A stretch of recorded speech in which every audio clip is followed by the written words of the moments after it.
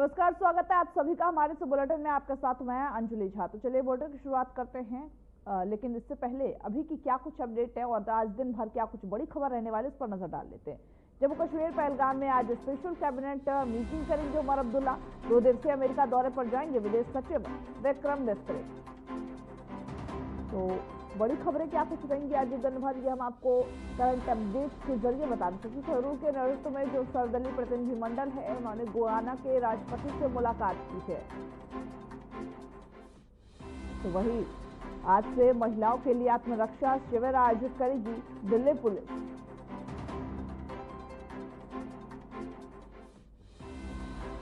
तो ब्रिटेन में Liverpool premiere league का जश्न मना रहे लोगों को कार ने कुचला, एक संदिग्ध गिरफ्तार।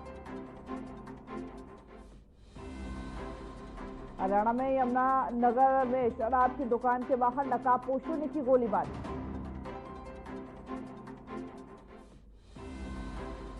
गुजरात के कई इलाकों में मौसम ने ली करवट, तेज हवाओं के साथ बारिश।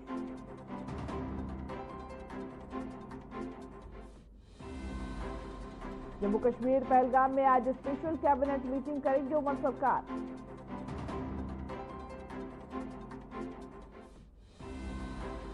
तो 2 दिवसीय अमेरिका दौरे पर जाएंगे विदेश सचिव। तो चलिए बुलेटिन के रुख करते हैं और इसी बीच बड़ी खबर से शुरुआत करते हैं 30 मई को, जहां पीएम मोदी का कानपुर दौरा है। पीएम मोदी जनसभा को संबोधित करेंगे और साथ ही साथ योजनाओं का भी इस दौरान लोकार्पण शिलान्यास करते हुए पीएम मोदी नजर आएंगे। पीएम मोदी को धन्यवाद प्रस्ताव भी दिया जाएगा। बड़ी खबर आपको इस वक्त की बता दें, जहां पर 30 मई को कानपुर दौरे पर प्रधानमंत्री नरेंद्र मोदी जाएंगे। बीते दिनों आपको याद होगा प्रधानमंत्री का दौरा प्रस्तावित था कानपुर का, लेकिन किसी वजह से ऑपरेशन सिंदूर की वजह से और जिस तरीके से हमला हुआ था पहलगाम में, आतंकी हमला, उसके बाद कैंसिल हो गया था। लेकिन एक बार फिर प्रधानमंत्री नरेंद्र मोदी कानपुर दौरे पर जाएंगे और प्रधानमंत्री को धन्यवाद प्रस्ताव दिया जाएगा। 30 मई को कानपुर का दौरा है, जिस दौरान कई ऐसी योजनाएं हैं जिनका शिलान्यास करते हुए प्रधानमंत्री नरेंद्र मोदी नजर आएंगे।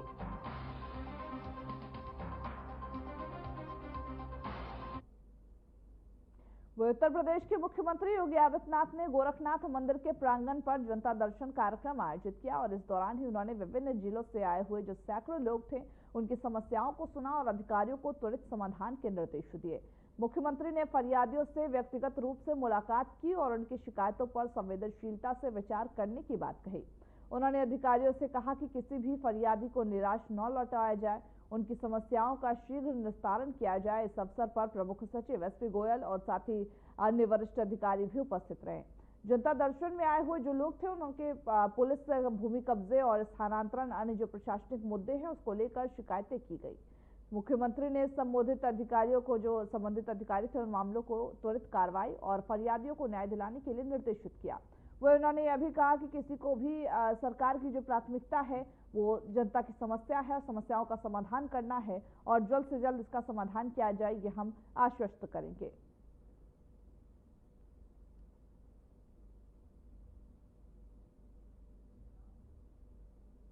तो चलिए बिहार से गुड न्यूज और बड़ी खबर की ओर रुख कर लेते हैं, जहां लालू परिवार में खुशी का माहौल है। तेजस्वी यादव दूसरी बार पिता बने हैं। बेटे के साथ तस्वीर पोस्ट की है। पारिवारिक कलह के बीच लालू राबड़ी के लिए एक गुड न्यूज सामने आया। तेजस्वी यादव दूसरी बार पिता बने हैं और बेटे के साथ एक पोस्ट साझा किया है, जिसमें पारिवारिक कलह के बीच लालू राबड़ी के घर पर किलकारियां गूंजती हुई नजर आए।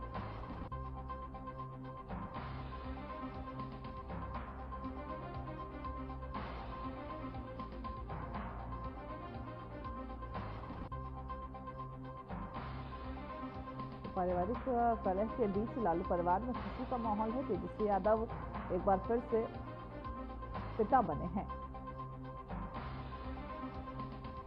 तो बेटे के साथ पोस्ट भी साझा किया है।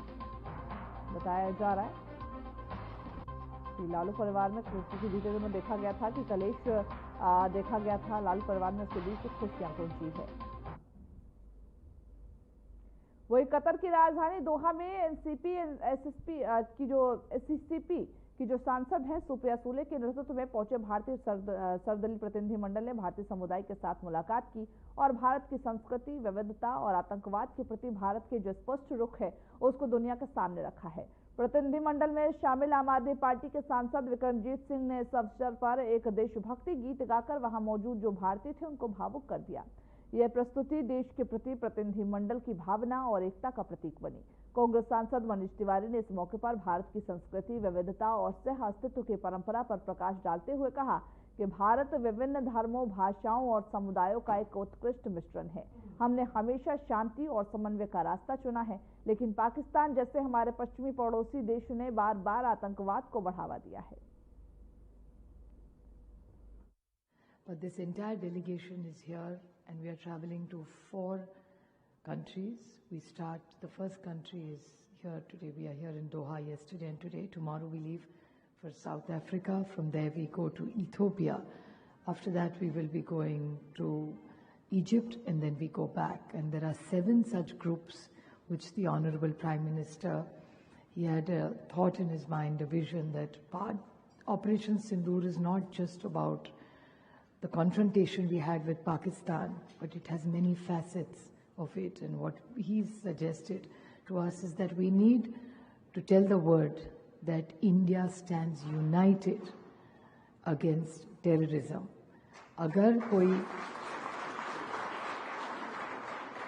अगर भारत पे कोई हमला करेगा तो हर भारतीय एक साथ उसके खिलाफ, आतंकवाद के खिलाफ पूरी ताकत से लड़ेगा। Here to send a very strong message that India has a zero tolerance against terrorism. And thank you for joining us, conveying this message loud and strong here in Qatar and to the world. Pahalgam में जो हुआ वो दुखद भी था, दर्दनाक भी था, जिसकी कोई कल्पना नहीं कर सकता, उससे परे था।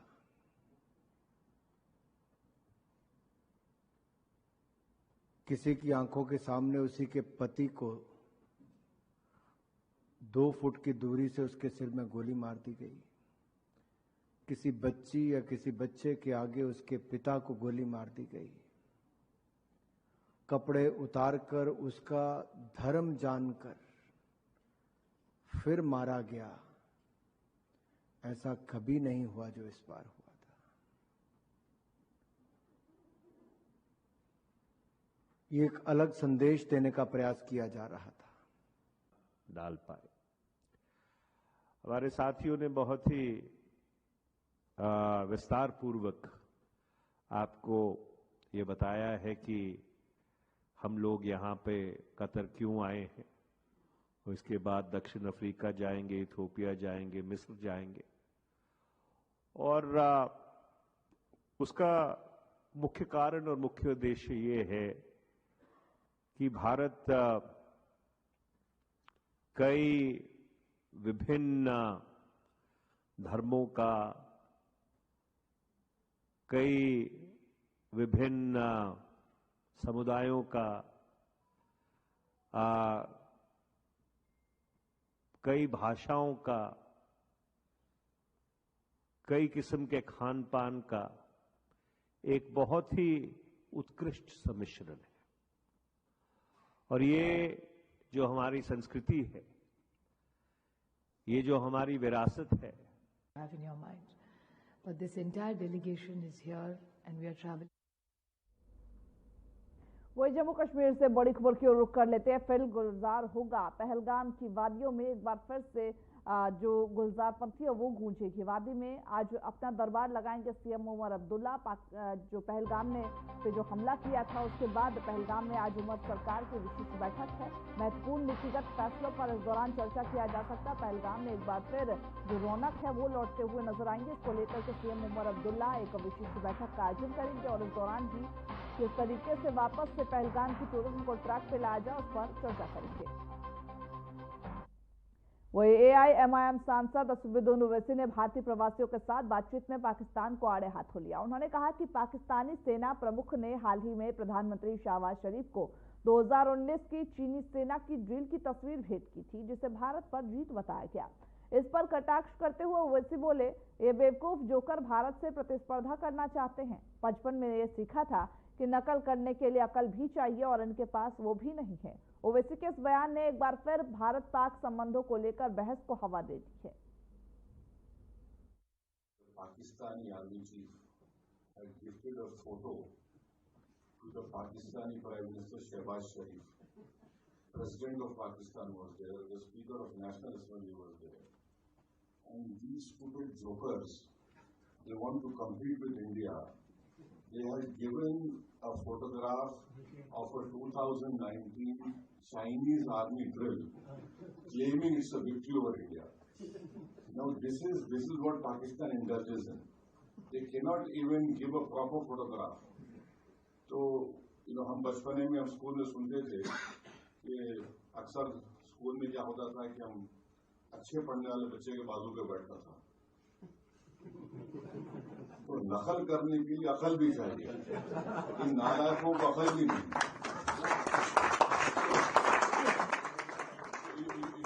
Just imagine that your own country's Prime Minister, President, Speaker of National Assembly is there. Your so-called Mr. Field Marshal is.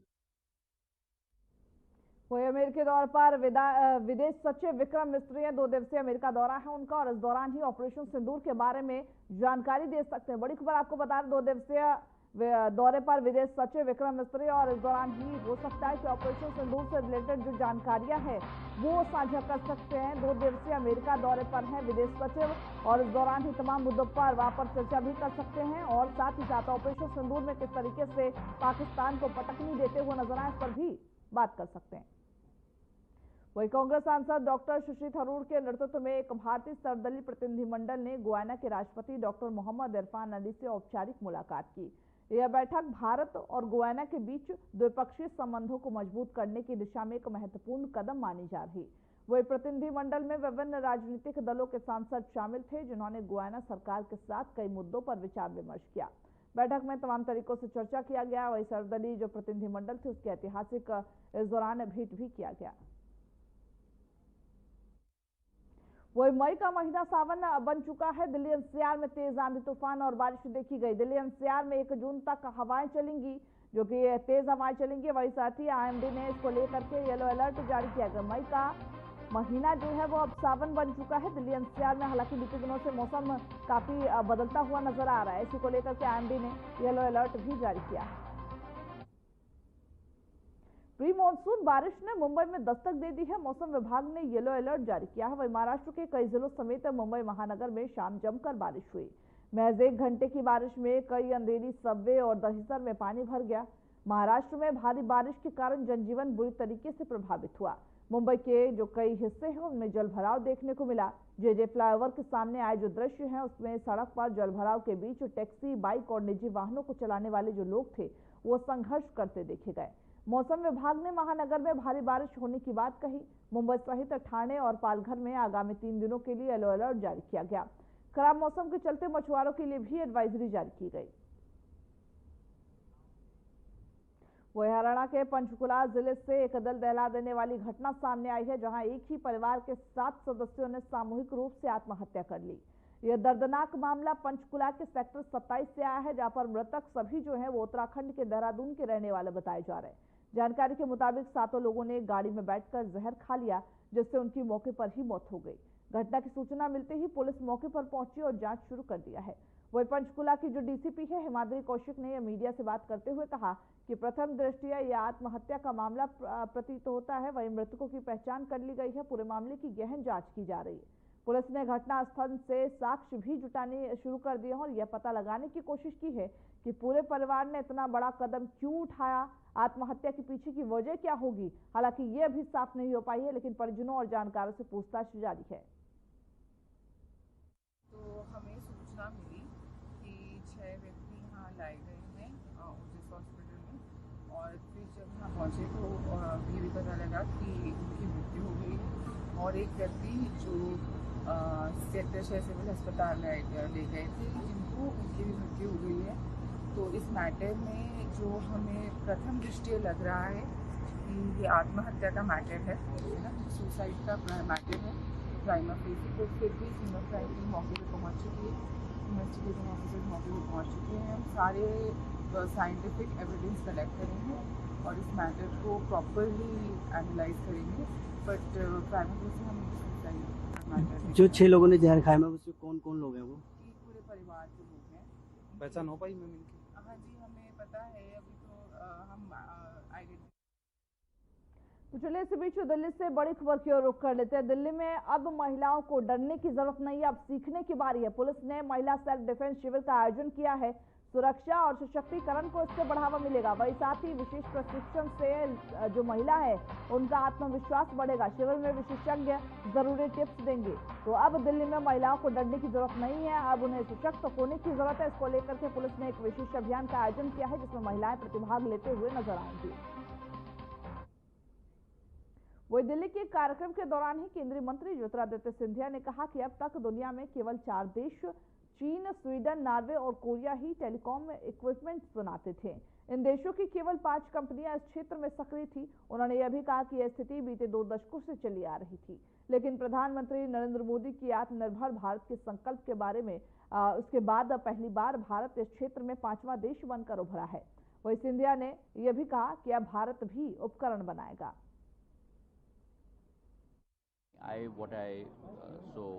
what I mentioned is that विश्व में केवल 4 देश हैं जो टेलीकॉम इक्विपमेंट बनाते हैं। चाइना, स्वीडन, नॉर्वे और Korea, और इन 4 देशों में 5 कंपनियां हैं। और ये स्थिति पिछले 2 दशकों से चल रही थी, जब तक प्रधानमंत्री जी ने अपना संकल्प नहीं बनाया कि भारत भी आत्मनिर्भर होगा टेलीकॉम इक्विपमेंट के क्षेत्र में। जनता दल यूनाइटेड के सांसद संजय कुमार झा के नेतृत्व में एक भारतीय सर्वदलीय प्रतिनिधिमंडल ने सिंगापुर में भारत के उच्चायुक्त राजदूत शिल्पक अम्बुलेस से औपचारिक मुलाकात की। ये जो बैठक है वो सिंगापुर के अधिकारियों और प्रमुख थिंक टैंकों के साथ प्रस्तावित संवाद से पहले आयोजित की गई।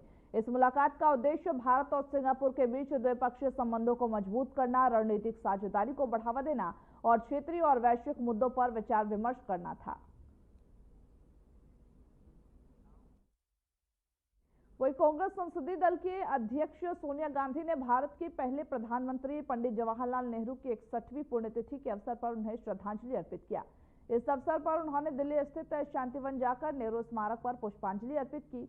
नेहरू की पुण्यतिथि पर आयोजित इस श्रद्धांजलि कार्यक्रम में कई कांग्रेस नेता और पार्टी कार्यकर्ता भी मौजूद रहे।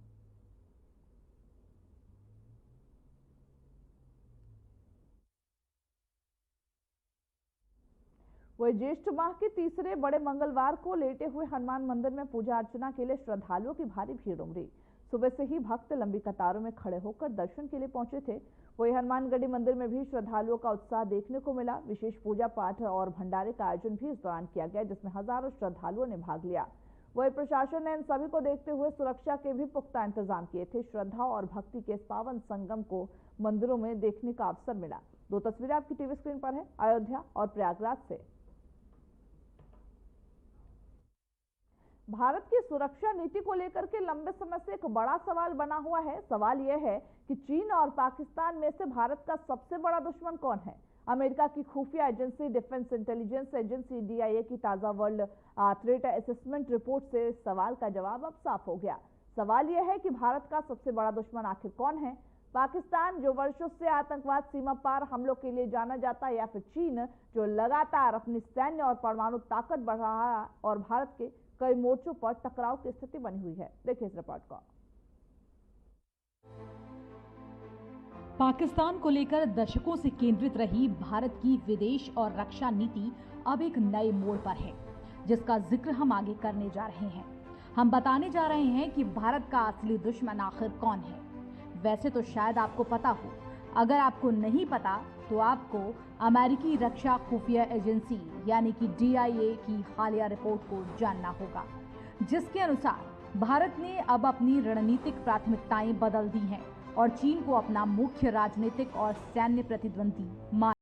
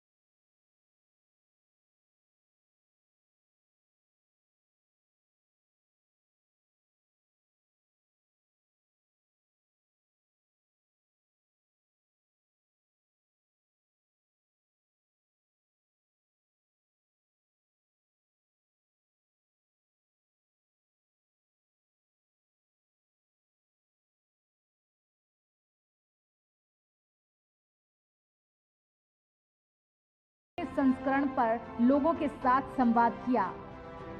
वैसे तो पीएम मोदी ने कई मुद्दों पर यहां बात रखी, लेकिन इस दौरान उन्होंने ऑपरेशन सिंदूर, भारतीय सेना के पराक्रम पर कहा कि ऑपरेशन सिंदूर सिर्फ एक सैन्य अभियान नहीं है, ये बदलते भारत की तस्वीर है। कैसे, सुनिए। आज पूरा देश आतंकवाद के खिलाफ एकजुट है, आक्रोश से भरा हुआ है, संकल्पबद्ध है। आज हर भारतीय का यही संकल्प है, हमें आतंकवाद को खत्म करना ही है। साथियों, ऑपरेशन सिंदूर के दौरान हमारी सेनाओं ने जो पराक्रम दिखाया है, उसने हर हिंदुस्तानी का सिर ऊंचा कर दिया है। जिस प्रिसीजन के साथ, जिस सटीकता के साथ हमारी सेनाओं ने सीमा पार के आतंकवादी ठिकानों को ध्वस्त किया, वो अद्भुत है। ऑपरेशन सिंदूर ने दुनिया भर में आतंक के खिलाफ लड़ाई को नया विश्वास और उत्साह दिया है। साथियों, ऑपरेशन सिंदूर सिर्फ एक सैन्य मिशन नहीं है, ये हमारे संकल्प, साहस और बदलते भारत की तस्वीर है। और इस तस्वीर ने पूरे देश को देशभक्ति के भावों से भर दिया है, तिरंगे में रंग दिया है। आपने देखा होगा, देश के कई शहरों में, गांवों में, छोटे छोटे कस्बों में तिरंगा यात्राएं निकाली गई। हजारों लोग हाथों में तिरंगा लेकर देश की सेना, उसके प्रति वंदन अभिनंदन करने निकल पड़े। ऑपरेशन सिंदूर ने देश के लोगों को इतना प्रभावित किया है कि कई परिवारों ने इसे अपने जीवन का हिस्सा बना लिया है। बिहार के कटिहार में, यूपी के कुशीनगर में और भी कई शहरों में उस दौरान जन्म लेने वाले बच्चों का नाम सिंदूर रखा गया है। साथियों, हमारे जवानों ने आतंक के अड्डों को तबाह किया। यह उनका अदम्य साहस था और उसमें शामिल थी भारत में बने हथियारों, उपकरणों और टेक्नोलॉजी की ताकत। उसमें आत्मनिर्भर भारत का संकल्प भी था। हमारे इंजीनियर्स, हमारे तकनीशियन, हर किसी का पसीना इस विजय में शामिल है।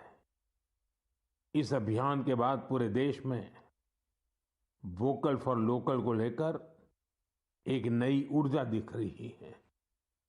कई बातें मन को छू जाती है।